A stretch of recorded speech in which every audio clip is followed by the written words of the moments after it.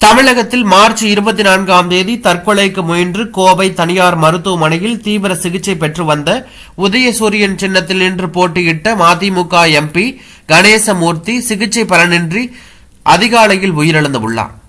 மதிமுகவின் மூத்த தலைவர்களில் ஒருவர் கணேசமூர்த்தி.